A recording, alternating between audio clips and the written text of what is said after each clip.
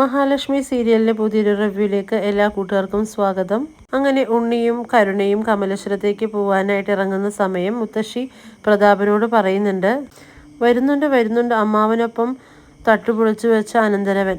എടാ ഉണ്ണിക്കുട്ട, നിന്റെ അമ്മാവന് വയസ്സും പ്രായവുമൊക്കെ ആയില്ലേ? അയാൾ കണ്ണ് കാണാനും പ്രയാസവാ. അതുപോലെയാണോ നിന്റെ കാര്യം? മഹാലക്ഷ്മി ചവിട്ടുമ്പോൾ തട്ട് പൊളിയോ ഇല്ലയോ എന്ന് നിനക്കൊന്ന് നോക്കിക്കൂടായിരുന്നോ എന്ന് ചോദിക്കുകയാണ്. ഉണ്ണി പറയുന്നുണ്ട്, അത് ഞാൻ നന്നായിട്ട് തന്നെ നോക്കിയതാ മുത്തശ്ശി.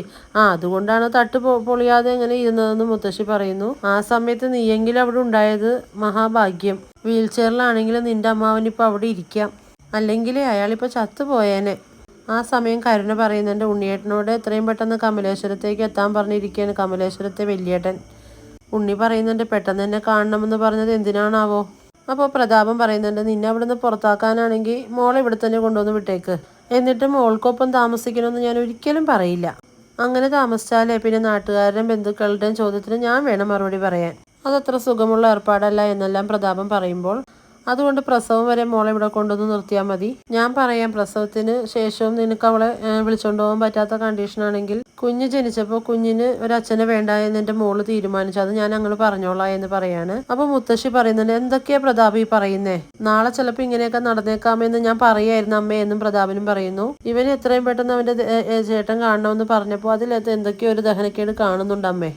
ഇതെല്ലാം കേട്ട് ഉണ്ണി ആകെ വല്ലാണ്ടാവുകയാണ്. അങ്ങനെ പ്രതാപം പറയുന്നത്, എന്നാൽ ചെല്ല്, കണ്ണൻ വിളിച്ചതല്ലേ, കണ്ണൻ നിന്നെ കാഴ്ച വസ്തുവായിട്ട് അവിടെ സ്വീകരിക്കാൻ നിൽക്കുകയായിരിക്കും. ഉണ്ണി പെട്ടെന്ന് തന്നെ ഞാൻ പോയിട്ട് വരെ അച്ഛാ മുത്തശ്ശി എന്ന് പറഞ്ഞ് അവിടെ നിന്ന് ഇറങ്ങുന്നു. അങ്ങനെ കമലേശ്വരത്തെത്തുന്ന ഉണ്ണി കണ്ണനോട് ചോദിക്കുന്നു, ഏട്ടൻ എന്തിനാ എന്നെ കാണണമെന്ന് പറഞ്ഞതെന്ന് ചോദിക്കുന്നു. അപ്പോൾ കണ്ണൻ പറയുന്നു, നീ എൻ്റെ അനിയനല്ലേ, എനിക്കതൊന്നും നിന്നെ കാണണമെന്ന് തോന്നി. ഏട്ടൻ എന്നെ കളിയാക്കാണ്ട് കാര്യം എന്താണെന്ന് വെച്ചാൽ പറയാൻ ഉണ്ണി പറയാണ്. ഉണ്ണിയുടെ മുഖത്തടിച്ചതുപോലെ കണ്ണൻ പറയുന്നുണ്ട്, എൻ്റെ കൺസ്ട്രക്ഷൻ കമ്പനിയുടെ പരിസരത്ത് പോലും നീ ഇനി കാലെടുത്ത് വെക്കരുതെന്ന് പറയുന്നു. ഇത് കേൾക്കുന്നതോടെ ഉണ്ണിയും കരുണയും ദുർഗയെല്ലാം ആകെ ഷോക്കായി നിൽക്കുകയാണ്. ഉണ്ണി ചോദിക്കുന്നുണ്ട്, എന്താണ് ഏട്ടാ പ്രശ്നം എന്ന് ചോദിക്കുന്നു. അപ്പോൾ നീ ഒന്ന് മിണ്ടി പോകരുത്, നീയും നിൻ്റെ ആ കിടക്കുന്ന അമ്മാവനും അതുപോലെ മേഘനാഥനെല്ലാം കൂടി തിരിമറി ചെയ്തതെല്ലാം എൻ്റെ കയ്യിൽ കണക്ക് സഹിതമുണ്ടെന്ന് കണ്ണൻ പറയുമ്പോൾ, എല്ലാം ഞാൻ കുറച്ചു നാളത്തേക്ക് കണ്ണടച്ചു വിട്ടത്, ഇനി അത് പറ്റില്ല എന്നും കമലേശ്വരം ഗ്രൂപ്പ് ഓഫ് ഫിനാൻസിന് ഇതുപോലെ ഉയർത്താൻ ഞാൻ ഒരുപാട് കഷ്ടപ്പെട്ടിട്ടുണ്ട്, എൻ്റെ ഒരുപാട് അധ്വാനം ഇതിലുണ്ടെന്നും കണ്ണൻ പറയുമ്പോൾ, ഇത് കേൾക്കുന്ന ഉണ്ണിയാണെങ്കിൽ ദേഷ്യത്തോടുകൂടി കണ്ണനോട് ചോദിക്കുന്നു, ചേട്ടനെല്ലാം ഒറ്റയ്ക്ക് വിഴുങ്ങാനാണോ ശ്രമിക്കുന്നതെന്ന് ചോദിക്കുന്നു.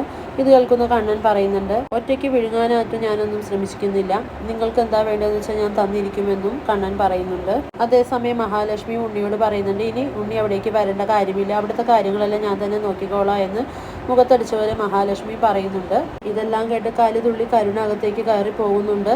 അങ്ങനെ ദുർഗയാണെങ്കിൽ എൻ്റെ മക്കളുടെ ജീവിതം ഇതുപോലെ ആയിപ്പോയല്ലോ എന്നെല്ലാം ആലോചിച്ച് ആകെ വിഷമത്തിൽ നിൽക്കുകയാണ്.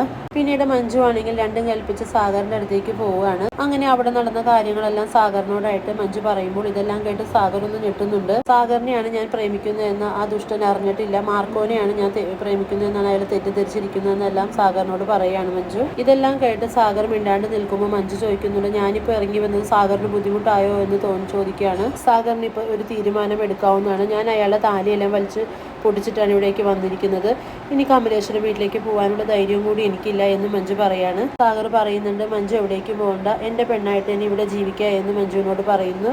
ഇത് കേൾക്കുന്ന മഞ്ജുവിന് ആശ്വാസമാവുകയാണ് കേട്ടോ. അങ്ങനെ മേഘനാഥനാണെങ്കിൽ ദുർഗയെ വിളിച്ച് എല്ലാ വിശദമായിട്ട് തന്നെ മഞ്ജു ചെയ്ത പണികളെല്ലാം പറഞ്ഞു. ഞാൻ കെട്ടിയ താലിയെല്ലാം അവൾ വലിച്ചു പൊട്ടിച്ച് ഇവിടുന്ന് ഇറങ്ങി മറ്റാരുടെയും കൂടെ ഇറങ്ങിപ്പോയി എന്നെല്ലാം ദുർഗയോട് പറയുമ്പോൾ ദുർഗ ആകെ വിഷമിക്കുകയാണ്. എൻ്റെ മോളുടെ ജീവിതവും ഇങ്ങനെ ആയല്ലോ എന്ന് വിചാരിച്ച് ആകെ വിഷമിക്കുന്നു. അങ്ങനെ ദുർഗയാണെങ്കിൽ രണ്ടു മക്കളുടെ ജീവിതം ആകെ താറുമാറായല്ലോ എന്ന് ദേഷ്യം വന്നിട്ട് കണ്ണൻ്റെ അരികിലേക്ക് ചെന്നിട്ട് കണ്ണനോടും മഹാലക്ഷ്മിയോടും കലിതുള്ളി സംസാരിക്കുന്നുണ്ട്. കണ്ണൻ പറയുന്നുണ്ട്, കാര്യം എന്താണെന്ന് അമ്മ പറയാണ്ട് ഞാൻ എങ്ങനെ അറിയാനാണെന്ന് ചോദിക്കുന്നു. വേറൊന്നുമല്ല, എൻ്റെ മഞ്ജുവിൻ്റെ ജീവിതവും ആകെ താറുമാറായി, അവൾ അവിടെ നിന്ന് താലിയും പൊട്ടിച്ചെറിഞ്ഞ് അവിടെ നിന്ന് ഇറങ്ങിപ്പോയി എന്ന് പറയുന്നു. ഇത് ഇത്ര വലിയ അതിശയമുള്ള കാര്യമല്ലേ, അവൾ ഇങ്ങോട്ട് പോന്നോട്ടെ എന്ന് കണ്ണൻ പറയുന്നുണ്ട്. അപ്പോൾ അവൾ ഇങ്ങോട്ടും അല്ല വരുന്നത്, അവൾ ആരോ പ്രേമിക്കുന്നുണ്ട്, അവളുടെ ഒപ്പം ഇറങ്ങിപ്പോയതെന്ന് പറയുന്നതോടുകൂടി കണ്ണനും മഹാലക്ഷ്മിയും എല്ലാം ആകെ ഞെട്ടി നിൽക്കുകയാണ്. ഇതെല്ലാം കാണിച്ച ഇന്നത്തെ എപ്പിസോഡ് അവസാനിക്കുന്നത്. വീഡിയോസ് എല്ലാം ഇഷ്ടമാണെങ്കിൽ ലൈക്ക് ചെയ്യുക, സബ്സ്ക്രൈബ് ചെയ്യുക.